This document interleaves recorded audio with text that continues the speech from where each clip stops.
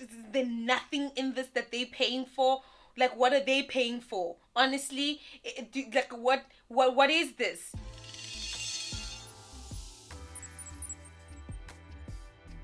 So welcome back to Chat with Tissa, everyone. It's your favorite sanga girl. Ingwana man. Hey. Yo, guys. Yo. As I alluded in that last video, that the monies that I paid, I was never ready. I wasn't ready. I was not ready, and I never not want to be ready again. I don't know why. I just, sometimes when you know that something's gonna happen, it's like your brain does this thing where it wants to put it at the back of the head. You don't want to think about it. You don't want to deal with it. You just don't want to even visualize or plan for it, which is actually a very backward thing. Hence, it goes to the back of the brain. So, my mom made no mention of it also. I mean, we're doing this thing together. Okay, but I should have known better. So, the mistakes that I make, I come on here and I share them with you guys. And I share them in the hopes that it will be useful enough for you to remember in the future when you are purchasing property, probably in the near future. Useful enough for you to share it with someone that it might help. And yeah, useful enough for you to let me know that it was useful.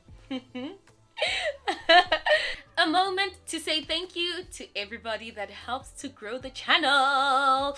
Today, we're gonna cheers with milk. This is milk, okay? It's nighttime. Apparently milk helps you sleep better, I don't know. So tip it to the screen and cheers! Ka-ching, ka-ching, ka-ching, ka-ching, ka-ching, ka-ching, to achieving the things that we desire.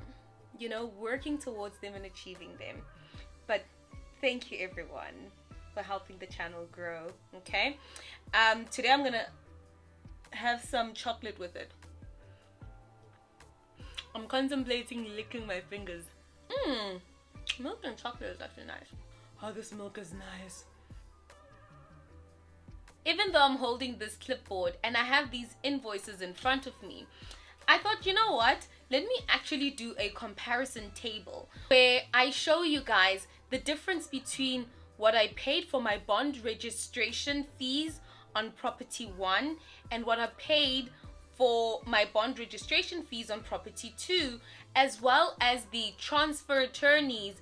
What were those fees for property 1 and property 2, right? So that you can get a visual idea of how expensive these things are. Like I said, guys, I had the invoices printed, but I thought, you know what? Let me actually create a table that will show the two different invoices and how much it was for each property. So remember, I'm talking about my 2 property purchases.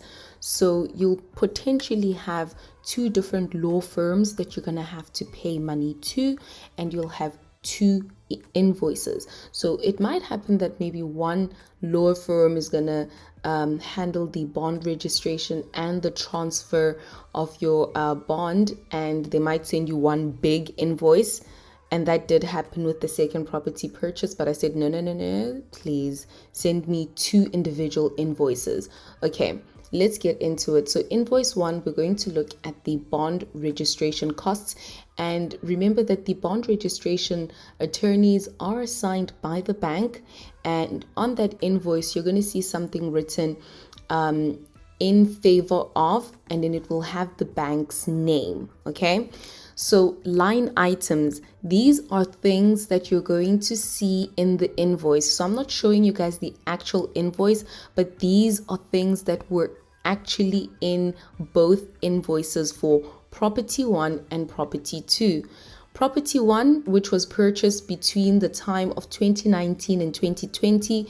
And remember, my first property was less than $1 million in its price, the cost of the property. And property 2 was greater than $1 million, and it's being purchased between the period of 2021 and 2022. Okay, I don't know what year that was. Okay, so both the invoices for this invoice number 1, bond registration, né? So both property 1 and property 2 had these items, these line items in the invoice, which were the bond registration fee, deeds office fee, postage and petties, deeds office search fee. So both of them have this in common, and as you can see that the amounts differ, it seems much higher for property 2, and I'll assume that it's much higher because property 2 was more expensive, right? But there were some differences. Property 1 had this extra line item. Remember, we're still in that bond registration attorney invoice that we're going to get, right? It had the FICA verification fee and another line item, which was disbursements, and this was the amount. But with the second property on that invoice, it didn't have those items, but it had its own extra line items. So on property 2, I saw that they had something called electronic facilitation fee, electronic instruction fee, opening of file fee, I don't know what's this, Stordoc fee, and these were the amounts. But I didn't see these line items on the invoice for property 1. So I'm kind of questioning a couple of things here that, okay, these things on the invoice, like, why is it different? Because it's the same it's for the same thing. It's the bond registration attorneys, and these invoices have line items that are different, and it's this for property 1 and these for property 2, right? So anyone who does have their invoices and has noticed that maybe my invoice is similar to theirs, please let us know in the comment section down below. So the total amount that I paid for property 1 for the bond registration cost was 14,443 rand and 50 cents, and for property 2 it was 35,471 rand and 93 cents. We're not done. That's not the only amount you're gonna pay. You have a second invoice. Okay, so invoice 2, that's your transfer attorney costs. Okay, and your transfer attorneys, remember, these are lawyers that will handle the transferring of the property from the seller to the purchaser, which is you're buying the property, and they'll handle the admin that's involved in this transaction. And even in like the heading of this invoice, it will have the seller's names and your name and some details about the property, like the ERF number. Okay, so we're going to do the same thing. We're comparing my property 1 and property 2 once again, and I'm comparing the things that I saw in the invoice for property 1 and property 2 and the differences and the amounts. I won't say out the numbers, you can see them, but essentially the transfer fee, I think the transfer fee is what the law firm, charges for providing this service.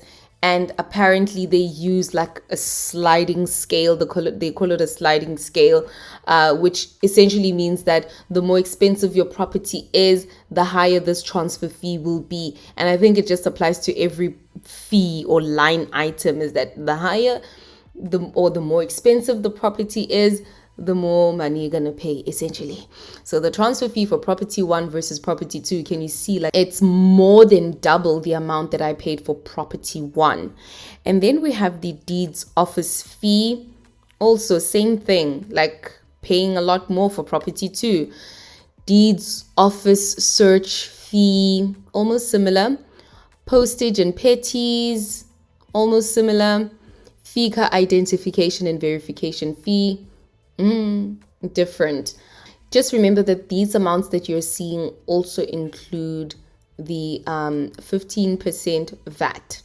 Now, property 1, once again, on the invoice, it had these line items that property 2 didn't have, which were provision for rates consultant, and I don't know. But at the time, I didn't even ask. I just paid. But now I'm curious, like, what was this amount? Electronic facilitation fee, what? I also don't know. But I didn't ask at that time. And now I feel like 2 years later, and I wanna send them an email and say, what was that again? What was this? What is that? Provision for lodging agents fee. And I'm like, why? What are these amounts? Anyone who knows? Once again, let us know. Addendum drafting for OTP extension. This one I knew because we needed to extend the time that I needed to acquire the funds to purchase the property. So they drafted an addendum and they charged me for that service. Now, property 2 also has its own extra line items that I'm just like, what is that? And this line item, which is a very, very important line item, is the transfer duty. And in the previous video, I told you guys that the transfer duty is a tax is paid to SARS. And you might have noticed that property 1 didn't have the transfer duty. That's because property 1 fell under 1 million, and properties that are under 1 million do not pay the transfer duty, right? Which is a particular tax to SARS. So obviously property 2 would definitely be paying a transfer duty, and that's 42,750 rands. This is not negotiable. This is not set by the lawyers. This is set by SARS, and we're going to look at the table that is actually on the SARS website for you to sort of ascertain that if you purchase a property of a certain amount, how much will that transfer duty fee become, right? And then opening of file fee, like I explain what file is being opened, where, how, and why is it 230? To electronic rates application, certificate, and admin fee. This one I'm really going to inquire because I don't understand why I'm paying for this and what is it. For a lot of things, actually. 632 rands and 50 cents. What is this? To electronic document generation fee, 460. Still, also another thing I want to understand. So anyway, let's look at the totals. So for property 1, for the transfer attorneys, which is your second invoice, I paid 22,994 rands. Okay. And for property 2, it's an amount that's already been paid, because if you do not pay it, they cannot proceed. They can't go forward. You have to pay this amount. 80,925 rands. Okay. So what did I pay in total? We use this lawyer fees. When you buy property, there's lawyer fees. So those lawyer fees include what we just discussed now, which is invoice 1 and invoice 2. Invoice 1 being the bond registration invoice, and the second one being the transfer attorneys that you're going to pay, right? So the totals for my first property was not too bad, 37,437 rands and 50 cents. Property 2 now, on the other hand, really shook me. It did. And that was 116,396 rands and 93 cents. And that is what I paid. All right. And I'll be leaving the link to the SARS website where you can find the amounts for the transfer duty. And it also shows you for the different years. Maybe if you're interested in seeing how much it was previously, you can scroll down and have a look. But just maybe focus on the current one. So we would focus on this first table here because we are already in the 2023 tax year, which began the 1st of March 2022 and will end on the 28th of February 2023. So if you're purchasing property that's under 1 million, See that shocking amount that I paid of 40 something thousand for transfer duty for the second property? You won't have to pay it because your property is between R1 and a million, so 0%. And you can just do these calculations and see where you would fall and get an idea of what the transfer duty alone, just the transfer duty, and not all those other line items that you just saw in my invoice comparison. Okay. I remember sending an email knowing this as well. You know, one must see, but mara mo butisa just for butising sake. Asking sake. I asked my transfer attorneys, hi, what do the sellers pay for? You know, now my heart is like this now. I'm like, what all this money? I'm like, what do the sellers pay for? You know, the transfer attorneys simply sent me it's a screen grab of a particular section in the OTP that states what I'm gonna pay for. And I'm like, even with that, is there nothing in this that they're paying for?